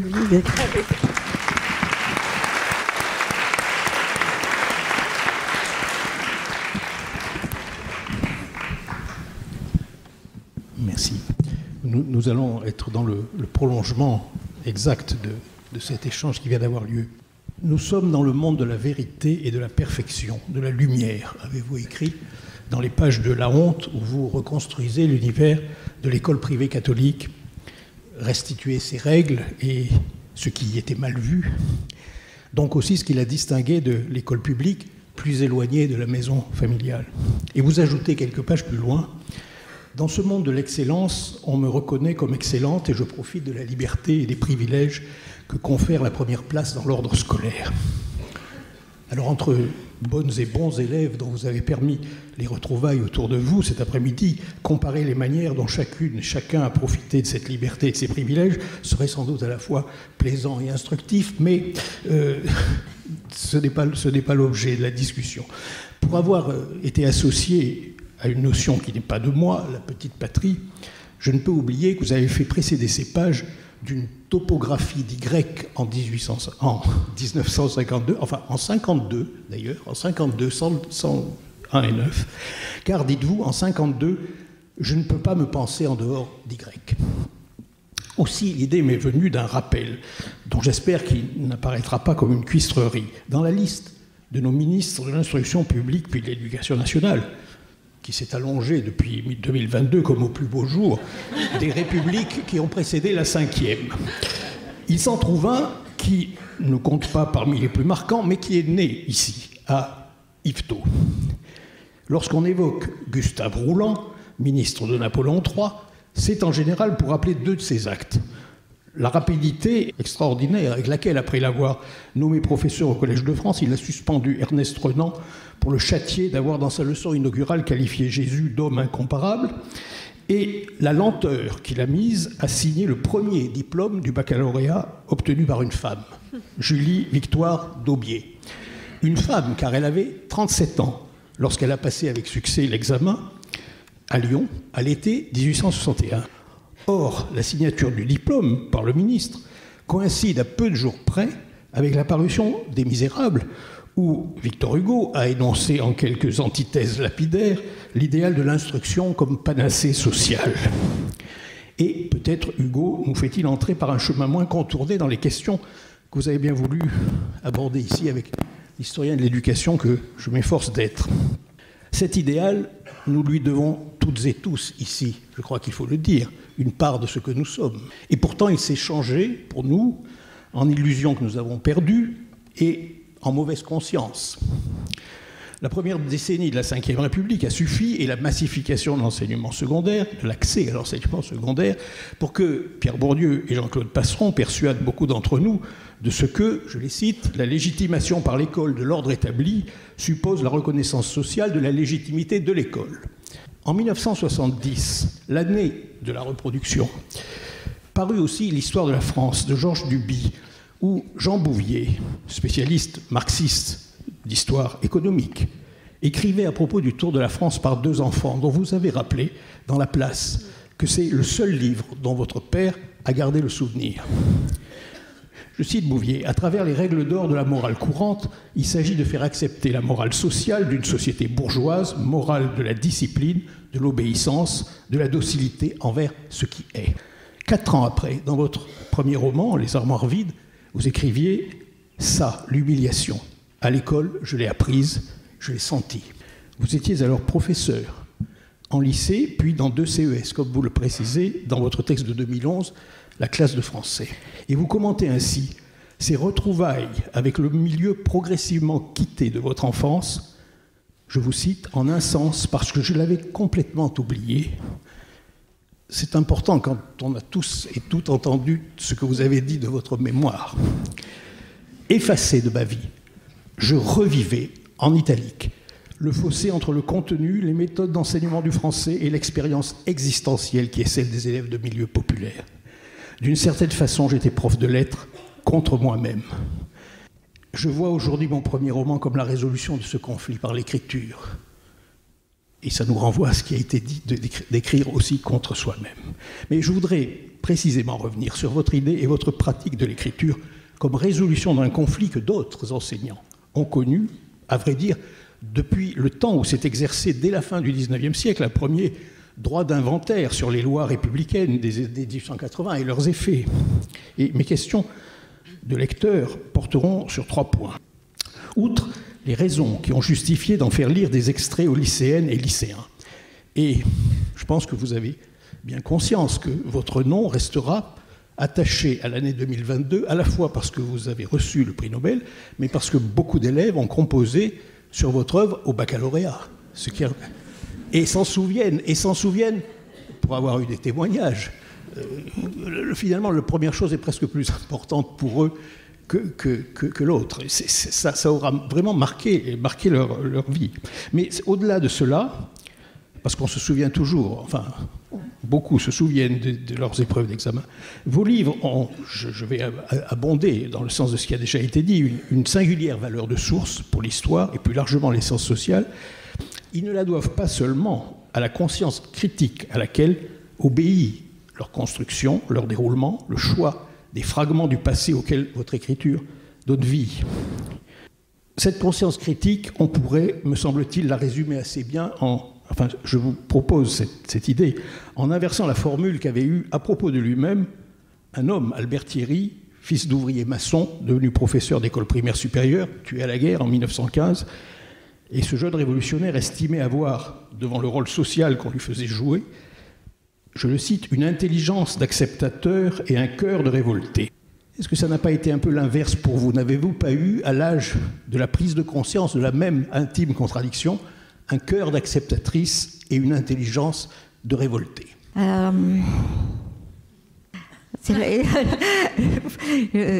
pense que c'est vraiment difficile, parce que les deux sont évidents. Je veux dire, oui, voilà, je suis une spectatrice et révoltée, mais... Acceptatrice et révoltée. Lui, il dit qu'il a une intelligence d'acceptateur et un cœur de révolté. Et moi, je plaide pour vous un cœur d'acceptatrice, parce que vous consentez... Oui, alors davantage, bien sûr. Et une intelligence de révolté, parce que vous ne consentez pas entièrement. Vous avez déjà cette distance intérieure. Je ne consens pas, je crois. Non, pas du tout. Mais en même temps, j'ai besoin... Alors, si vous voulez, je suis un peu en porte-à-faux. J'ai besoin de rendre compte. C'est ça, la question. Alors, on peut dire que c'est ça, d'être acceptatrice. Non, je ne pense pas. C'est pour ça que j'aimais bien spectatrice, plutôt qu'acceptatrice. C'est entendu. Voilà. C'est entendu, je n'insiste pas. Et que acceptatrice, voilà, ça me heurte beaucoup. Vous voyez, c'est intéressant que cet homme qui était vraiment un ardent combattant se reconnaissait malgré tout une part d'adhésion à l'ordre social qu'il servait. Voilà. Ce n'est pas votre cas, je le retiens. Mais de votre écriture, je retiendrai peut-être plus encore la manière dont elle donne simultanément vie et sens à des choses dont les historiens ne trouveront guère ailleurs de traces aussi précises et éclairantes. Alors, le temps manque et nous sommes à la fin, mais je voudrais prendre un seul exemple. Se souvenir dans La femme gelée. Avec des filles de la classe, on allait sonner aux portes des maisons bien, rue de la République ou avenue Clémenceau, nos timbres des tuberculeux au poing. Ou plus loin, les billets de tombola que vous deviez vendre avec Marie-Jeanne. Alors quand, comme moi, à l'école laïque, on a dû faire la même chose, on se remémore immédiatement les possibilités imprévues qu'elle ouvrait, l'accès éventuel à la maison d'un camarade de classe ou de camarades de classe avec lesquels on ne se sentait pas nécessairement en amitié. Aussi, la réaction des parents qui, lorsqu'ils en avaient les moyens, faisaient l'effort d'acheter le plus de timbres possible ou tout le carnet pour nous éviter, pour qu'on soit les premiers à avoir réussi la mission, et pour nous éviter d'aller faire du porte-à-porte, ce qui leur déplaisait beaucoup. Oui, et c'était la même chose pour moi. Voilà. Mais vous voyez, ces choses, nous les avons vécues, mais vous les rendrez sensibles, et j'espère compréhensibles, à tous ceux et toutes celles qui vont vous lire sans les avoir vécues. Voilà. Donc ça va même bien au-delà de l'apport à l'histoire. Le deuxième point que je souhaitais aborder est la manière dont vous vous situez dans la longue lignée d'enseignants qui ont éprouvé le besoin d'écrire. Des hommes plus nombreux que des femmes, mais des femmes n'y sont pas tout à fait absentes dans cette lignée. Dans un article devenu classique, Philippe Lejeune parle d'une carrière propice à l'autobiographie, notamment parce que l'enseignant, l'instituteur en l'occurrence, est, je le cite, presque toujours sur le plan social, un mutant. Alors, lui, il ne parle pas de transfuge, mais c'est quand même un peu la même idée. Un mutant, le plus souvent issu de la paysannerie ou de l'artisanat rural. À mesure qu'on avance dans le XXe siècle, le besoin trouve plutôt sa source chez des professeurs dans le sentiment de déclassement, ou plus encore d'inutilité, de vanité de l'effort, qu'avivent des convictions militantes. Pierre Bergougnou me semble très représentatif ici. Dans le premier tome de ses carnets de notes, après s'être demandé en janvier 1983 quel métier laisse un loisir digne de ce nom à ceux qui l'exercent, sinon le nôtre, dès la rentrée de septembre 1984, il écrit à propos de ses collégiens « Je ne peux rien pour eux ni personne, il est trop tard depuis le commencement, et je vais m'en voir comme tout pour rien. » Ne pourrait-on pas soutenir qu'en obtenant la reconnaissance que vous a valu votre œuvre, vous n'avez pas seulement vengé votre race, mais aussi toutes celles et tous ceux pour qui l'écriture aura été autre chose et plus qu'une recherche d'évasion. Peut-être. Merci, en tout cas. Non,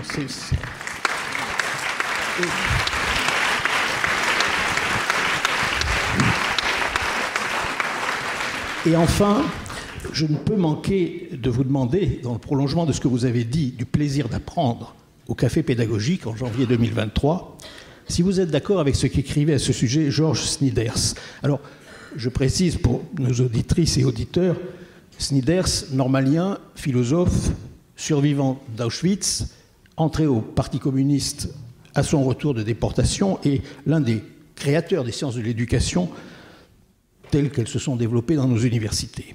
Dans son livre de 1986, La joie à l'école, Snyders soutient que l'école échappe aux dominants. C'est sa phrase. Qu'elle n'est pas condamnée à demeurer à l'écart du combat progressiste et que nous avons à utiliser cette marge de manœuvre dans des luttes à la fois spécifiques et inséparables des luttes sociales dans leur ensemble. Nous n'emploierions peut-être plus ces mots-là, mais il me semble que vous n'avez pas renoncé à considérer que c'est parmi tous les combats qui nous requièrent l'un de ceux qui comptent le plus. Je pense, oui, effectivement. Je suis entièrement d'accord. Voilà. En fait, je suis heureuse que vous parliez de Georges Snyders, parce que pour moi, c'est un nom. Je veux dire, il me semble que voilà, j'ai été syndiquée quand j'étais professeur. Et voilà. Et Georges Snyders, je ne sais plus dans quelle structure il se trouvait. C'était l'US, hein? Le SNES, oui, voilà, c'est le SNES, oui. Le journal s'appelait l'US, voilà. Et c'était effectivement, il était au SNES, c'était quelqu'un, donc j'ai tout de suite, lorsque je suis rentrée au SNES, entendu parler. Et il se trouve que son fils a écrit plusieurs livres sur son père, voilà.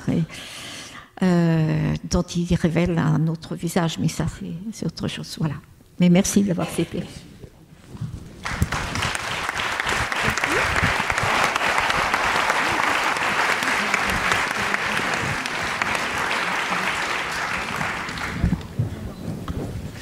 Merci beaucoup les collègues, les amis, Madame Ernaud. Merci d'avoir écouté l'émission. Rendez-vous sur le site parolehistoire.fr pour retrouver l'intégralité des épisodes et des séries thématiques. Rendez-vous également une semaine sur deux le vendredi avec Alexandre Jublin sur le fil du collimateur pour le podcast d'histoire de la guerre et des conflits armés, Le fil de l'épée. N'hésitez pas à laisser une note ou un commentaire sur le podcast, notamment sur iTunes ou Spotify. Et à bientôt pour un nouvel épisode.